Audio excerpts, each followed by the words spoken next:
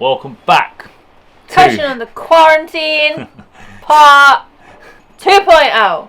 Part 2.0. It's just 2.2. Part 2. It's not part 2 because this is like vlog. This 987,462 because that's how many days I feel like I've been in quarantine for. This is the Q&A that you guys wanted to know. You guys asked all the questions. We've gone through. We've got a fair few. So we're going to have to probably do another Q&A because there was a gazillion questions, right? Well, he says we've gone through them. He doesn't even know one question. I ain't told him. You're a little liar. Because you got to play it properly if you're going to do it, right? So I don't want to know any pre-questions so I can like pre-get answers ready. You know what I mean? No cheating, guys. No cheating. Pre-get answers So, ready. what's the first one? Okay. What's the first furniture you will buy in your new house? From Bongers28. Ooh. What would you buy first? I've already thought about I know in my head what this house is going to look like when it's finished inside, but I found like a little local person who actually builds sofas from scratch and sells them. You just give the measurements, choose your patterns and stuff. So I think that would be the first thing that I ordered because it takes a little while to be made. So I think that would be my first. No. The sofa. Yeah. I was actually leaning towards sofa or bed because they're practical reasons. But since we're like going to be living in the Philippines and stuff, you're going to need to get a rice cooker, right? You're going to need a rice cooker, right? Oh, wow. What? That'll be your first purchase. We'll have a couch and a rice cooker. That's going to be like very practical. I think a rice cooker. We're going to cook rice on the couch. Yeah, I'm going with rice cooker. Okay. Any plans of setting up a podcast from Melamo Steve? I suppose like this is kind of like a podcast, right? No, people who do YouTube do podcasts all the time. What is the difference between a podcast and what we're doing now? I don't know. I think they're fairly similar-ish, right? Maybe just bring people in and interview them, and it's like something you can listen to rather than watch. Yeah.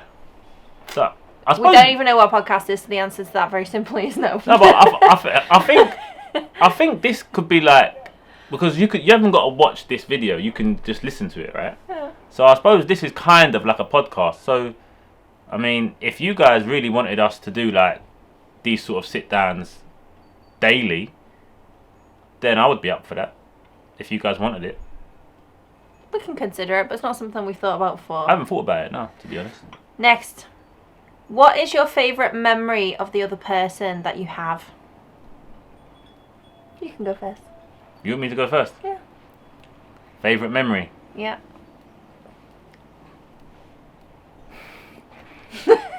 Favourite memory? I suppose you can do best. Best memory? I suppose it means the same thing, right? All right, I got a good one. I was gonna say something funny, but I won't murder you on the camera. You probably know. But Could be a million things. Because I'm hilarious. When we started diving, we had to do you know. I don't, but I know what you're like. I know you're not like. So we started diving, right? And then we had to do this part of the dive in the course, right, where when you go underwater and you have to take the regulator out of your mouth, and then you have to press the button so the air is coming out in the water, and then you have to sip the air in the water.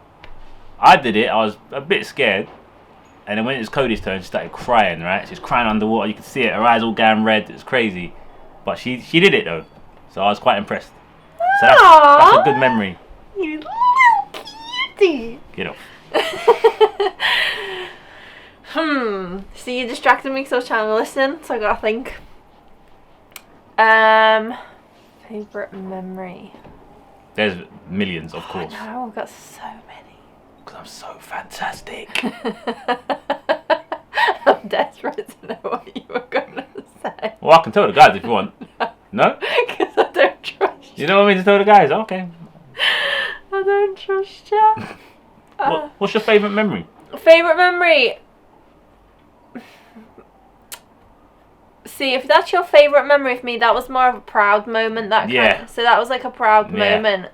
And if we're going to go on the proud line, to be honest with you, that like my proudest moment / like memory of you would be the fact that when me and Chris met, he was adamant he's never going to go travelling. He wasn't interested. And to go from the one extreme of I'm never travelling to going completely out of his comfort zone and picking up a camera for the first time. Like, I'd always done photography. I always wanted to travel. I always liked kind of not knowing what was next, and you were the complete opposite. I hate not knowing what's next. He wants to know what's going on, when are we doing it, is it booked, is there a plan, have we got an itinerary, where are we going, when are we coming back? And I'm never travelling and I'm not interested in the camera, get it off me. So to go from that person to who he is now and be confident, like even just the difference between like the first time we ever videoed and I remember thinking, although you want to vlog, I think you're going to find this really hard to talk to the camera. I still find it hard. I still find it hard, and I don't think that's something that you ever really kind of get away from. But the very first, I literally remember it, we were in Heathrow Airport and we were going away for the first time and we were doing our practice vlog and going to Thailand. And he literally picked the camera up and he just started talking to it as if he'd been doing it forever. So to go from the extreme of I'm not interested in any of this to just picking it up and holding it to his face and talking to it through an airport while people were there, even I felt like scared to do it. Was it a GoPro? Yeah. Because it's small. It was a GoPro now on a got some gimbal. Big tonk camera, so now I'm like. I was really impressed. I was really proud, and that was like, for me, it was like, oh my god, how has all of this come together? Where like we're both doing something that we both never thought we would ever do together, and it just all came together. So that was my. Seeing as we're going down the proud route, that's it. Fair comment. So, my sister wants to know, what is the most annoying thing you find about each other? What is the most annoying thing we find about each other? I know mine already. What's yours? Mine is, right, I really struggle with noises. And, like, if somebody's eating crisps next to me and they're not closing the mouth and they're going, that's what it feels like they're doing. Overreaction. Right. Oh my god. Not only that, he knows that this is my absolute, I could kill somebody if they get to a point of like infuriating me with their noises. He eats an apple like a horse. How else are you meant to eat it? You bite it and then you eat it. Yeah, with your lips together or no? Because you don't seem to do that. So he goes when he drinks anything, and he always says it's because it's hot, but he does it with cold drinks, so Habit. It's not because it's hot. And then he picks his nails, and then he like taps the floor. It's almost like he's like, Cody hates noises. I'm gonna make every single noise I can think of to stress her out. That's what I find most annoying. But the good thing is he doesn't snore, otherwise he would not be alive today. The most annoying thing you ever do is you don't let me bite my nails in peace, woman. Leave me alone. Let me bite my nails in peace. Damn it. We literally bicker about it. Literally, I go to raise my finger to my mouth and she's like, Don't leave me alone. Oh, it's true. Don't even think about it. Okay. Are you planning on travelling somewhere other than the Philippines? So this has been asked a few times, so I'm not going to give all the names because we'll be here forever. So, are you planning on travelling anywhere other than the Philippines? Do you want me to answer that? Well, we've both got you've got your opinions. So are you asking me to go first? Yeah, go on. No. I don't want to go. I don't want to go anywhere else. I'm happy to stay in the Philippines. That is me. Boom. I don't want to leave. I might be open to a 10-day holiday somewhere. Like, from the Philippines, 10-day holiday, come back. That's it. I like travelling, so I'm open to visiting other places. But as we've bought a house in the Philippines, I think it's very obvious that is our absolute, like, favourite place. It's our base. And I think we will always, always, always be there out of anywhere else. But there are a couple of other countries that I'd like to go back to because there's things I want to see For a holiday, that I never. yeah? For a holiday. And then Yeah? Yeah. those are the places I haven't been yet and I want to see. So, the answer is yes, if I can drag Chris somewhere for a little few days. I'll tell you what it is, quickly. When we go to Thailand, for example, you get in the cab. I want to go to so-and-so hotel, mate. What? They don't understand English very well. That is a stress. Well, that's very ignorant. How about you learn Thai? I can't. I can't. So the language barrier is an immense problem when you go to certain countries, right? Filipinos speak English. So you get in the cab. All right, mate. Straight to blah blah hotel. No worries. That's it. Done. So Siggy. That's it. Done. So I don't need to go anywhere. I'm happy. What one place in the world would you love to live in except the Philippines? Shit. Except the Philippines. Malaysia.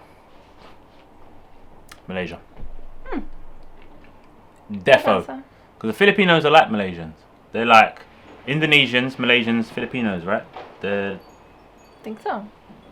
If not, correct me if I'm wrong. Malaysians, Filipinos, Indonesians, they're the same. Right? Same but different. I think you'll find. Different language. Different people, different country. Kai told me that. They're the same. Oh, Kai, you better be right. Or you'll get Quote matched. me. He just put you right in the. Quote me. Put you right in the firing line. I don't know how to word it properly. They're not the same, but they're. I think like Malaysians and Filipinos like come from the same mix. Is that how you'd say I don't know. it? Can anyone explain that? But we have been told, not just by Kai, but by a few different people, that Filipinos come from Malaysians or Malaysians come from Filipinos, something like that. But that's not your reason why, though. I think that it's a lot to do with the fact that because Malaysia was a British colony, it's got a lot of kind of home comforts to it, and it's an easy place to live, and everything's like very kind of easy to understand. Everything is the price, so you can kind of go to Malaysia and you don't struggle to be there. You just go and you just be there, and it's really like a easy. tropical UK, isn't it? It's nice, kind of. It is it's nice. Like a tropical UK, so it's really easy for us to like be able to live there. Really easy. How about you? There, but if I would like, it would also be Malaysia. Greece. But if I knew you was gonna say that. I just knew it. If we're going from like, if we're talking about having like the type of place that we've got in the Philippines anywhere else, then it would be Greece, I think, because I love that country. There's just something about it that I just love it. I can't comment because I haven't been Greece yet. Okay. Again, my sister wants to know, why is Cody's sister so perfect? I think she's forgetting that she broke her toe on her birthday. That is not perfect behaviour, alright? She did break it. We took her out for her 18th birthday for her first proper night out, and it was just a shambles. But we had the best time, and it was the first time that we'd gone out on a night out together, wasn't it? Was it our first time? That was our first time that we went out together on a night out, and we spent the whole night picking my sister up off the floor because she was so drunk, and she was sick as soon as we got out the taxi because she was just drinking shots with Chris before we went out, and it was an absolute hilarious disaster. But me and my sister spent the whole train journey from London to Liverpool laughing all the way home because of the toe situation, and it's just not something we can describe in words. You had to be there to see it for it to be funny. But she seems to think she's perfect, so she just wanted to know our opinion on that. Okay. Is there an English dish that you crave when you're travelling for so long, and if so, what is it? Yeah. I crave. I've got to find one now to pick between like three. I'm going to go with tuna pasta bake. Really? So I eat like a lot of pasta. So how you guys eat rice every day, I could eat pasta every day for breakfast, for lunch, for dinner. In the Philippines, we just haven't really seen a lot. I know it is in the supermarkets. It is, but it's more of like a Western thing, so you don't really see it in the places where we eat because it's not an Asian thing. So pasta's more something that we'll have when we have our house. We'll have a lot of pasta in. I've seen it in the supermarket and the sauces and stuff, but you don't see it in like the eateries where we'll go and eat or. Rice is life. Rice is life. How about you? Mine will be a roast dinner. Now, you may not know about a roast dinner, but I'm going to make one on Sunday. So, I'll make it and show you and you can get involved. And it's just like roast potatoes and vegetables, gravy. Don't even know if you know, like, the type of gravy. Yeah, I know, but it's different. It does definitely taste different. Gravy, and then you have like meat, so it would be like a big manok, or it would be beef or pork or lamb or whatever meat that you have. And it comes with these little things called Yorkshire puddings, and I love them. And good. oh, they're so good, aren't they? Nice, Yorkshire puddings are so good, but they're very English things. So I'm gonna make one on Sunday, and you can definitely be involved in that. But that is, I think about that the whole time I'm away. A roast dinner is like, so you see when you think of the Philippines, or when people think of the Philippines, they have like their signature dishes, right? So you got the sinigang is one. But the most popular one, or the most well-known one, is chicken adobo, right? So in England, you've got a few different ones. There'll be like fish and chips is a popular one, but the main fry up, yeah. And then a Sunday dinner. The main one, I think, is the Sunday roast. It's like a very British traditional. Oh, I love it. Yeah, and you have it every Sunday with your family, and you have a big, massive one on Christmas Day, and oh my God, I just love it. Okay, next. How did you use meat? I went on holiday with all the boys. Cody was working in the same place, and she came up to me and she went, "Why are you laughing for? Why are you acting like I'm not telling the truth? I'm telling the truth." She come up to me and said, "Have you got a girlfriend?" I said, "No." She went, "All right, now you do. Get your coat. You're pulled." That's what happened. Not what happened. It is what happened. You're a liar. I'm not. You're the biggest liar. Captain Barangay doesn't lie. Oh, Captain Barangay, you do not want him as your barangay captain, I can tell you that. Captain he just tells Barangay. porkies. That's the truth. Is it? Admit it. Is that the truth? Admit the truth. Admit the truth. How can you say that with such a straight face? That's terrible that you can lie like that. She's a bit embarrassed. It's not true. It's not true. We met on holiday in 2013, and Chris come up and said, "I'll come and speak to you tomorrow." And I was like, "All right." And he did. And he did. And he came back every night to the bar that I worked in, and he waited every day to speak to me because he was like, "Oh my God, she's perfection, I think." Oh, they don't believe that. I They don't believe that. True story though, we met on holiday in 2013, and Chris definitely came and spoke to me first. In FYI. Spain. And Cody definitely spoke to me first. Alright, do you know what? Let's leave it to you. Who do you believe? This lying little face? Or this little honest one? Okay, next question. You're such a liar. You are. You are. You lied You are. first. You are. Okay. If you both could put one item into room 101, what would it be? Don't really know what room 101 is, do you? One item. What's room 101? Just like. It's just a room. Whose room It's is like. it? Where am I It's taking like. my things? It's like saying if you could only have one item to keep, what would it be, basically? I would take a laptop. Oh, but Watch it's gonna YouTube run out videos. of charge. She's gonna run out of No, charge. but obviously the charger comes with the laptop, What right? if there's no plug in the room? There is. You don't make the rules. You don't know whose room it is. Are you even allowed in? Yeah. I take a laptop, so then you can watch YouTube videos, films, and obviously make videos for you guys. Boom. That is perfect. How you make 10 videos without camera? Good point. I'll have to take the camera. So we put them together, right? So we make a hole so if you're in the other room and I'm in the other room, What, you're in 102 and I'm in 101? I don't think it works like that. And then you can make a hole through and then we can put the camera together with the laptop and we can make videos. I think that we all go in the same room. I think that's the point. Alright, you take the camera, I'll got the laptop. Can anyone clarify what's 101? Let's move on from this, or Laptop. We'll end up just redecorating the room. Fully furnished, isn't it? Okay. I'm gonna sneeze again. Don't sneeze on me.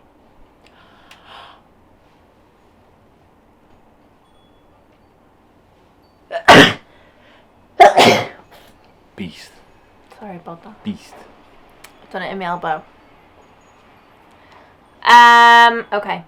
How are you coping in the Philippines? So obviously this question now was sent to us while we were still there a few days ago. So that's quite difficult to answer because we're not there anymore. Was that during the lockdown? Yes. We was actually okay. We was actually alright. Like, if we had to have stayed, it wouldn't have been a big deal. It was purely just money problems, basically. That's the only reason why we left, right? So. Well, it was that and the fact that our government said if you don't return by the weekend, then you're not going to be able to come back until. Yeah, but I mean, if we was in the condo, we wouldn't even have been. I wouldn't have cared.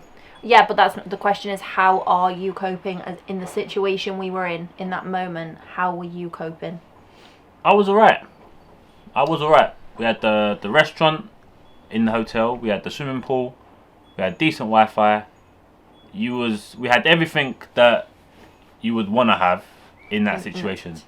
Yeah. So we was pretty comfortable, to be honest. It was pretty comfortable. I definitely agree. We had everything that we absolutely needed in that situation. The only thing is, one day I would wake up and I would be like, okay, it's fine. We're in the situation. It's not a big deal, and like it would be fine. And then it's just gone really dark all of a sudden.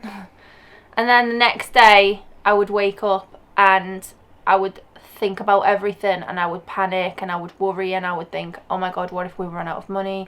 What if we can't get back to England until November? What if? And I would go through all of the what ifs in my head and I would get really kind of anxious about it. And there was a couple of times where I just went and had a little cry on my own just to kind of like get rid of that pressure. But as a whole, if we had the house, like Chris said, it would have been absolutely perfect. We would have been fine.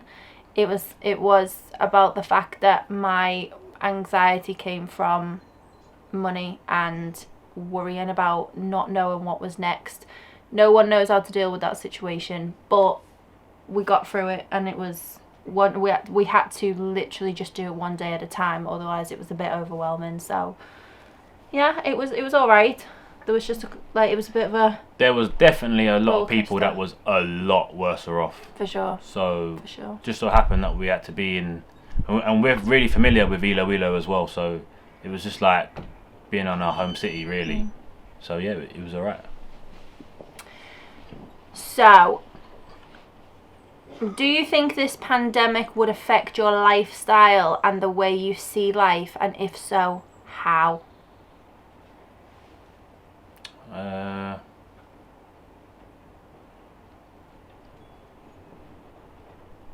think at the moment it's affecting everybody's lifestyle. As people who travel, it definitely has affected our lifestyle and what we're doing and how we do it.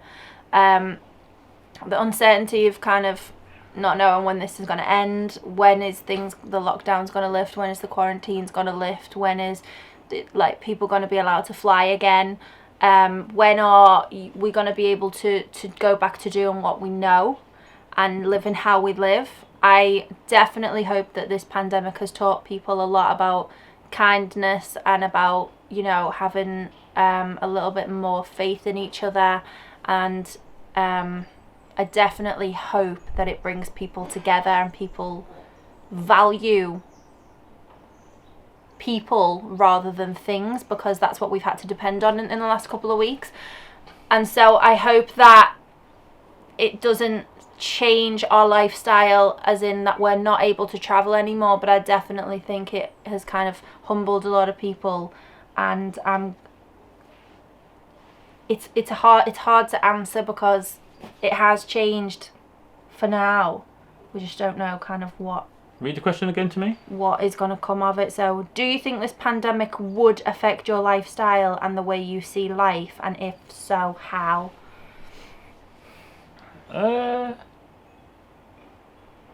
No. I don't think it's changed anything for me. It's just one of them things that's here, and you just gotta get through that, and then once it's gone, it's gone. So I don't really think that far into it, to be honest. He's not really a deep guy. No, I just see it as, oh, there's a virus. Someone's got to make the vaccine, give people the vaccine, and then you get back to the beach. That's kind of as deep as I think. I don't really think about it like. Well, like if someone's not well, we need to make them better. Yeah, like, nah. See, for me, I do think about things a little bit deeper. So for me, would it affect it? It has. I hope it doesn't affect it negatively going forward. I don't think we'll allow it to. But at the same time, I also do think that people, everything happens for a reason. And I think there's a lot of people out there who kind of need to learn to be a little bit more humble and a little bit more kind. And hopefully the thing that we learn from this is to not take people and what we do have for granted. So that is definitely how I hope it changes the way we see life. It definitely showed that British people are arseholes, basically. Not all of them. Most of them. I'll give you an example why. When the virus was all going off, Filipinos got put in lockdown, and you all obeyed the lockdown. We come out and we was like, wow, it's like ghost town. Like, what's going on? Because you just put in lockdown. Everyone listened. Everyone abided by what the president said, right? In England, the Prime Minister said, basically, a really slight lockdown. He wasn't going to enforce it, but said just... Please do this. Follow what I'm saying, basically. And everyone just basically said, no. And they just carried on doing what they wanted to. And then the Prime Minister had to then enforce the lockdown. And now everyone hates the Prime Minister for enforcing it. So but they had the chance. He said, do what I ask, and then I won't have to enforce it, and it'll be over quicker. Or ignore me, and I'll have to implement a rule. And everyone was like, he won't implement a rule. He said everyone's got to stay in and do this and do that. The Brits were still back down the pub drinking beer. Going to the beach, because they thought, it was. So it showed that people just don't listen in England, and probably in most of the West, to be honest. Yeah, I think it's a Western culture thing over most things, but so yeah, it has definitely affected most people's life, hasn't it? It's gone on for a long time, now, I think. Yeah, for sure. Okay, so what is your funniest memory together? I know mine straight away, instantly. Like I've got probably 2. Can I guess it? Yeah. Do you reckon I can get it? Maybe. Is it when I walked into the door frame at Tessie's? No. It wasn't that one? No. Oh, right. That's pretty funny though. Funniest memory. I think I might have to let you go first because I'm trying to think. Alright, I'll tell you mine. I've got 2. First one that came into my head when I read that was when we were in Bali. We had a very, very, very disturbing situation with a cockroach. And I wrote about it in a very detailed status, but to try and kind of keep it short and sweet, we had a fan and the room was red hot and it was like 35 degrees at night and we were sweating. So it got to the point where we were just sleeping with basically nothing on, as far apart from each other as we could so we didn't touch each other.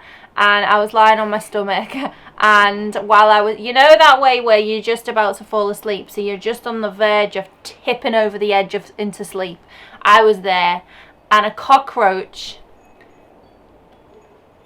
jumped onto my feet and crawled up my legs to my bum crack.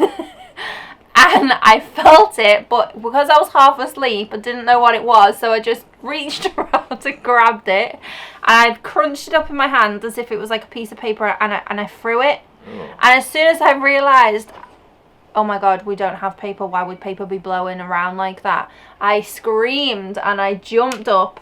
And as I jumped up, Chris, he was asleep with the pillow under his arms, jumped up with the pillow still under his arm to his chest, and he was like, whoa, whoa, whoa, whoa, whoa, whoa, whoa, whoa, whoa, and he was jumping. He levitated over the floor fan, and I couldn't even speak to him because I was, one, disgusted, two, crying because I just couldn't believe what had happened. I had the giggles where I literally couldn't even breathe, and I couldn't get my words out, and it was absolutely hysterical. It was just something that I just think will be funny forever. So that was my first one. That's the funniest moment that I think that we've probably had. It was disturbing, but I was violated by a cockroach, but it was hilarious. I can't think of any super funny ones, you know. I mean, they've happened so many times that they just don't become as funny. We do get the giggles quite a lot, don't we, to be honest? Like, we do laugh a lot of the time over. I mean, the one at Tessie's where we was going to the beach and there's like a bamboo door frame, right? Like blocking off the beach. And we've been back to Tessie's, so we've been to Tessie's twice now. This year that you guys haven't seen yet. And last year. And you have to walk through the door frame, and both years I've just gone boom, headbutted the door frame. So many times though, because he's giant compared to all the door frames in Asia. So you'd think it would knock some sense into him, but it hasn't happened yet, has it? And the first thing that happened to me, right? So when I did it this year, I walked straight into it, and I went, I know that was there. I knew it was there. I did the same thing last year. How have I done it again? And it just went boom. Straight away. My head, man. Just like, damn, man. And it's right on his eyebrow right on the forehead line, just boom. I thought, wow. So they are the funniest ones that we can think of. It's hard, isn't it, when it's like you got a second to think about it. It's hard.